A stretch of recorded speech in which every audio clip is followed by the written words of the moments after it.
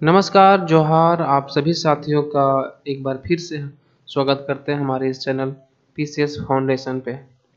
हमने पिछले वीडियो के माध्यम से जो एमसीक्यू के माध्यम से आप लोगों को बताया थे अक्षांश और देशांतर के बारे में, आज उसी को कंटिन्यू करते हुए इसको हम थ्योरी रूप में देख सकें ताकि आप अपने कॉपी में नोट डाउन कर सकें, इसीलिए हम इसका थ्योरी पार्ट भी लेकर आए हैं।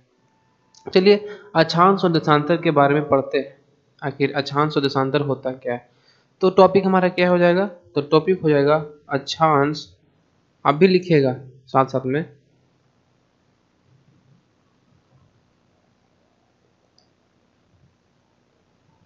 अक्षांश और देशांतर।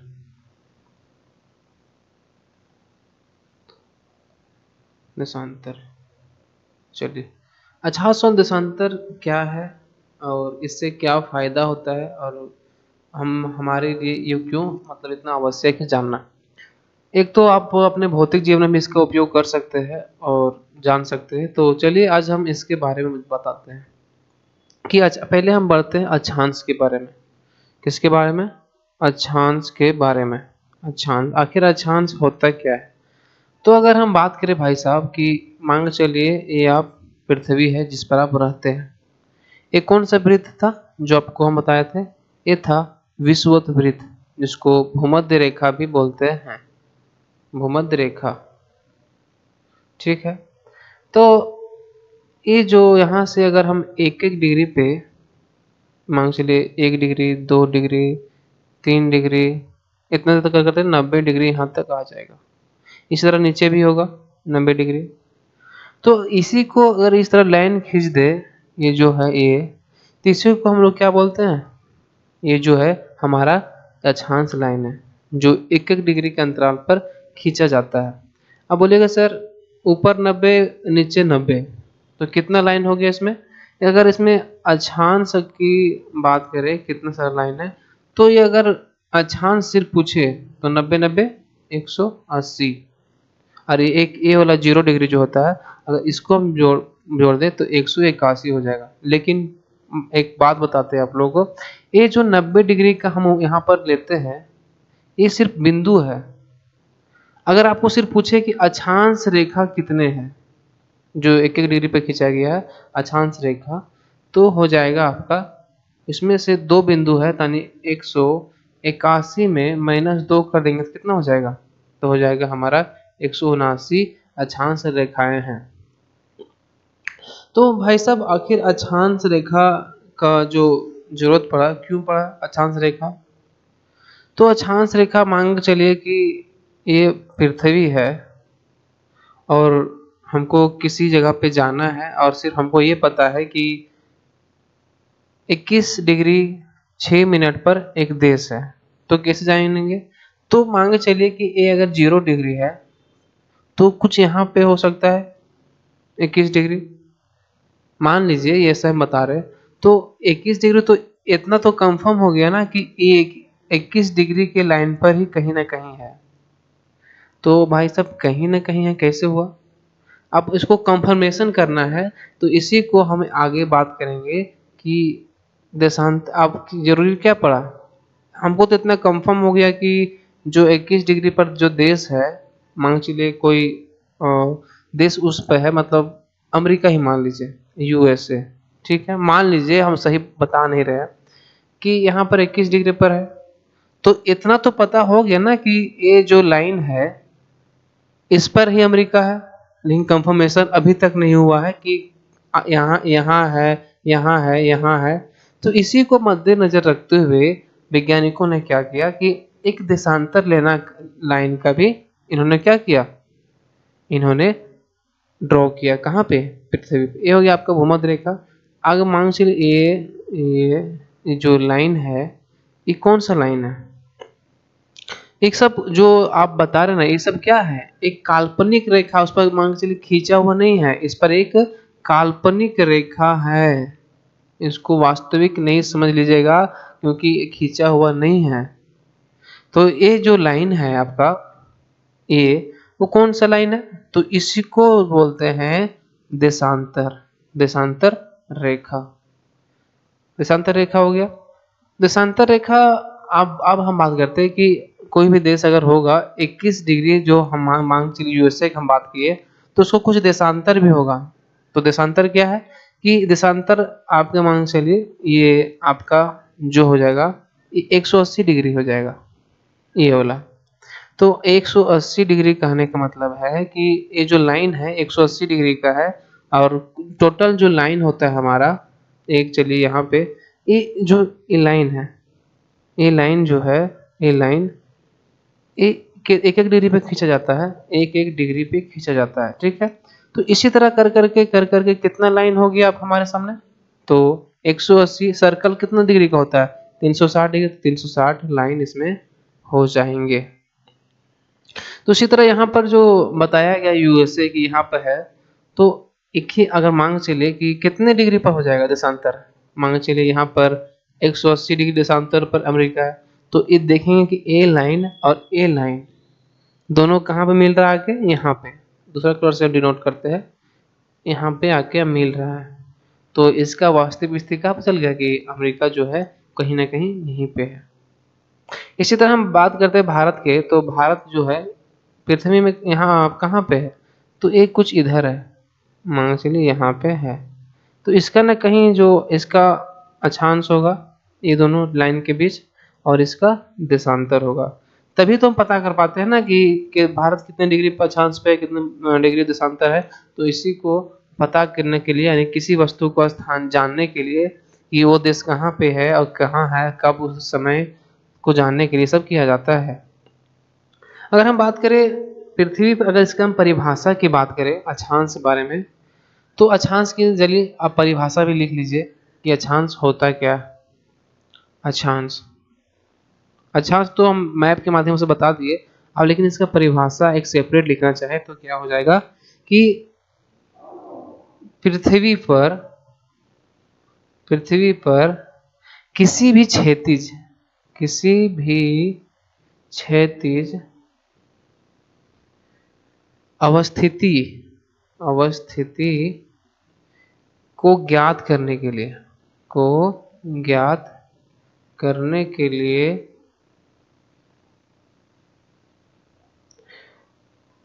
उपयोग की गई, उपयोग की गई काल्पनिक रेखा, काल्पनिक रेखा को अक्षांश रेखा कहते हैं, अक्षांश रेखा कहते हैं। देखिए यहाँ पर क्या साफ साफ लिख दिया है कि पृथ्वी पर एक क्षैतिज रूप से जो लाइन खींचा गया है, मान से ये क्षैतिज रूप से बोल रहा है, तो क्षैतिज लाइन किस तरह होता है, इस तरह, कुछ इस तरह है ना अक्षांश। ये आपका हो गया विषुवत, ये हो गया अक्षांश। इस पर जो ये रेखा जो आप बात कर रहे हैं ना, ये काल्पनिक है, काल्पनिक है, ना कि वास्तविक खींचा गया है पृथ्वी पे। तो इतना दिमाग में बैठा लीजिए कि ये रेखा जो है कैसी रेखा है, काल्पनिक रेखा है, जो एक एक डिग्री के अंतराल पर खींचा गया है रेखा, एक एक डिग्री के अंतराल पर खींचा गया। तो सर बोलिएगा कि ठीक है सर खींच लिया, मान भी लिया कि ये किसी स्थिति को जानने के लिए, लेकिन हमें ये बताइए कि ये जो लाइन है एक एक डिग्री वाला, इसकी बीच की दूरी की बात बता दीजिए, ये इसकी बीच की दूरी बता दिए। तो इसकी दूरी अगर हम बात करें कितना हो जाएगा, आपको हम एमसीक्यू के माध्यम से बताएंगे, बताए थे। तो इसका जो लगभग कितना बताए थे, लगभग 111.333 चलते रहता है, यानी कि 111.32 किलोमीटर है इसकी अक्षांश की दूरी। चलिए एक डिग्री जो मतलब डिफरेंस ये वाला मतलब ये वाला, तो ये क्या हो जाएगा अक्षांश रेखा। उसी तरह हम बात करें जो अक्षांश रेखा है, एक मिनट और थोड़ा सा हम बता देते हैं। ये पृथ्वी हो गया आपका, और ये विषुवत हो गया। तो इसको क्या बोलते हैं, इसको क्या बोलते हैं, ये जो लाइन है ना, ये लाइन उस 23.5 डिग्री का लाइन है, मान के चलिए 23.5 डिग्री का नॉर्थ, और नीचे वाला हम बात किए तो 23.5 डिग्री का साउथ। तो ये जो बीच में पड़ा आपका जगह, ये जो जगह है आपका, वो कौन सा क्षेत्र कहलाएगा? अगर हम इसके क्षेत्र की बात करें तो वो कौन सा क्षेत्र कहलाएगा? तो ये क्षेत्र कहलाएगा उष्ण कटिबंधीय, उष्ण कटिबंधीय क्षेत्रीय। ये जो क्षेत्र है ना, ये कौन सा क्षेत्र कहलाएगा? उष्ण कटिबंधीय। क्यों भाई? क्योंकि जो सूर्य का जो, या मान चलिए सूर्य है, इसकी जो अधिकतम किरण पड़ती है यहाँ पे इस दोनों के मध्य में ज्यादा पड़ती है, इसीलिए इसको उष्ण कटिबंधीय क्षेत्र कहते हैं। आगे बात करें तो इसके जो ऊपर वाला हम बात करते हैं, ये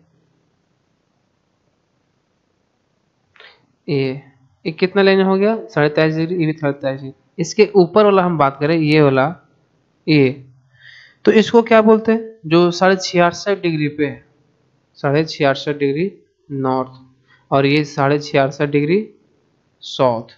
ठीक है, तो ये जो लाइन है ना, और ए लाइन के बीच की जो ये क्षेत्र देख रहे हैं, ये क्षेत्र ये किस क्षेत्र कहलाता है? इस क्षेत्र का जो नाम है दोनों तरफ शीतोष्ण कटिबंध, थोड़ा ठंडा सा आ जाता है इसमें, शीतोष्ण कटिबंध क्षेत्र कहलाता है। ये नीचे वाला लाइन 66.5 डिग्री का। अब उसी तरह ऊपर वाला अगर बात करें, वो क्या कहलाया? 66.5 degree north south, north south क्या कहलाया? 66 डिग्री का थी, शीतोष्ण कटिबंध कहलाया। उसी तरह हम बात करते हैं, जो ऊपर वाला लाइन है, अगर ये हो गया 23, 23.5, 66.5, 23 और 66.5। ठीक है, तो ये तो कहला गया बोला। अब ये क्षेत्र जो बच गया आपका यहाँ 90 डिग्री तक, 66.5 से लेकर ऊपर तक जो बचा, 66.5 से ऊपर का क्षेत्र जो ये है, एक इस क्षेत्र को क्या कीजिएगा आप? ये तो बहुत, आप कह सकते हैं इसको शीत कटिबंध। यहाँ पर बर्फ ज्यादा हो, मतलब बर्फ मतलब ठंडा प्रदेश ज्यादा है यहाँ पे, इसीलिए इसको क्या बोलते हैं? शीत कटिबंध बोलते हैं। ठीक है, ये दोनों को, ना कि ऊपर वाला नॉर्थ और साउथ, दोनों को 66.5 डिग्री के नीचे वाला भाग को क्या बोलते हैं? जो इधर ऊपर हो गया, इधर ये, तो इसको बोलते हैं आपका शीत कटिबंध। शीत कटिबंध इसको बोलते हैं।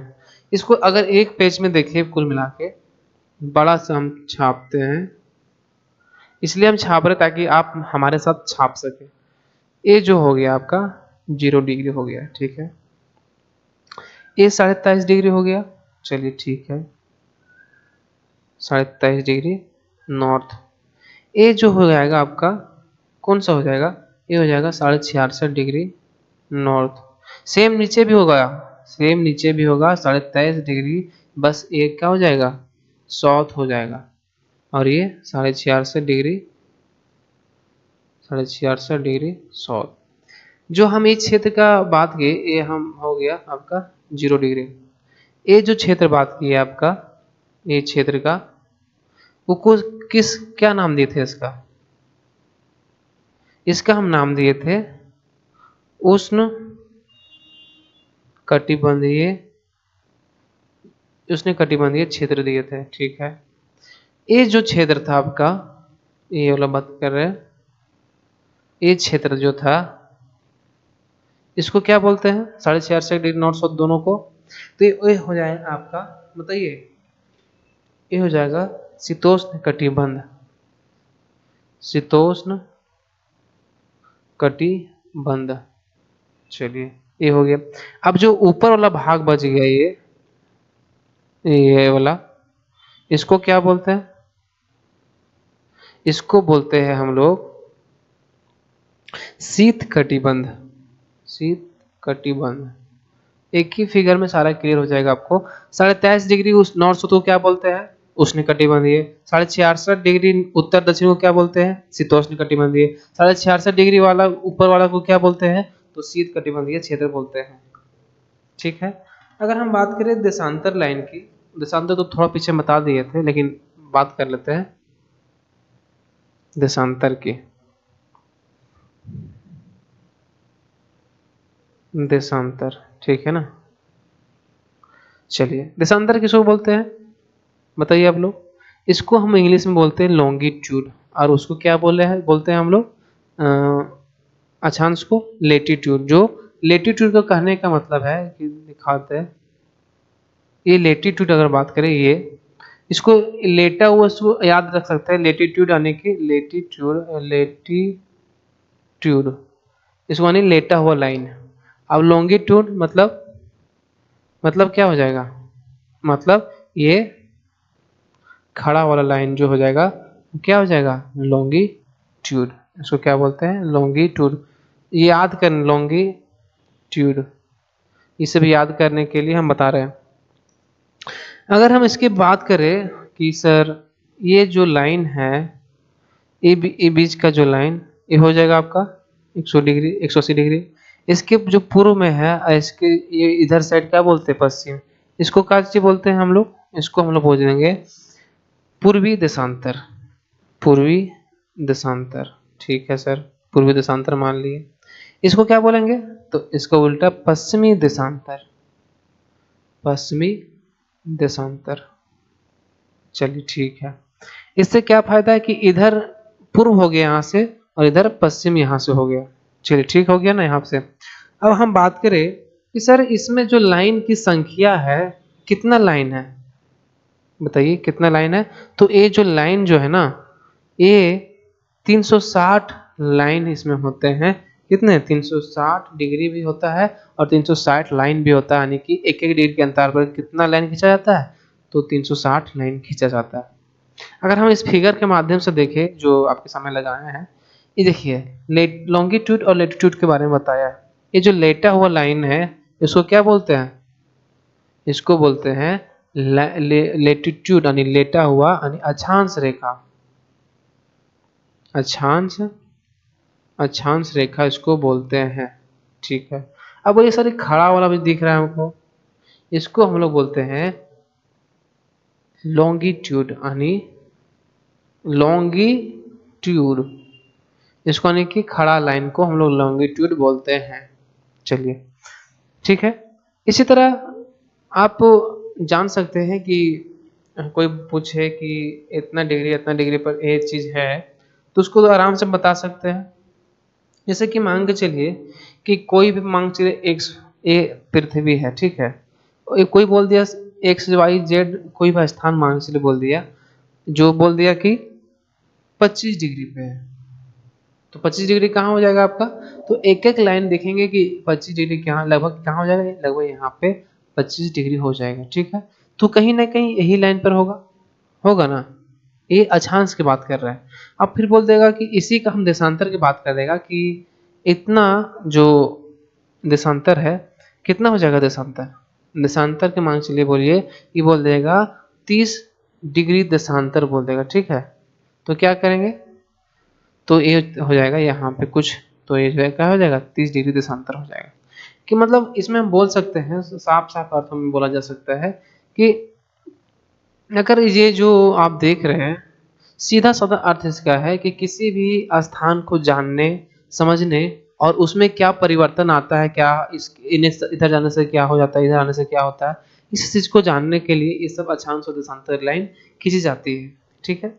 और आगे हम बात करेंगे, अगर इसका हम अगला वीडियो लेकर आएंगे। ज़्यादा बड़ा वीडियो करने से बेहतर है कि छोटा वीडियो में सारी चीज़ों को जान ले। बड़ा कर देंगे तो झारखंड पुलिस में उतना आपके लिए उतना बेनिफिशियल नहीं होगा। इसीलिए आपसे जो पूछा जाएगा, मतलब छोटा ही प्रश्न पूछेगा झारखंड पुलिस में, आपको यूपीएससी लेवल का कोई पूछेगा नहीं। चलिए ठीक है। हो सकता है पूछ देगा कि दो अक्षांश रेखाओं की मध्य की दूरी बताइए, तो दो एथी बताइए, ये कौन सा लाइन होता है, तो ये सब पूछ सकता है झारखंड के, जो झारखंड पुलिस एग्जाम दे रहे हैं उसमें, ठीक है ना। अगर वीडियो अच्छा लगेगा भाई तो सब्सक्राइब और लाइक जरूर कर दीजिएगा, और चैनल को भी सब्सक्राइब जरूर कर लीजिएगा। इसी तरह हम हिस्ट्री, ज्योग्राफी, पॉलिटी, इसी तरह सब हम पोर्शन कवर करेंगे। और इसमें हम लिख ही दिए हैं 25 सीरीज, यानी कि 25 नंबर का आपको दे के ही जाएंगे। 25 में तो 24 तो पक्का, 23 पक्का, 100% तो नहीं बोल सकते हैं, क्वेश्चन कहीं से पूछ सकता है। चलिए तब तक के लिए धन्यवाद, आप सभी को जोहार, नमस्कार।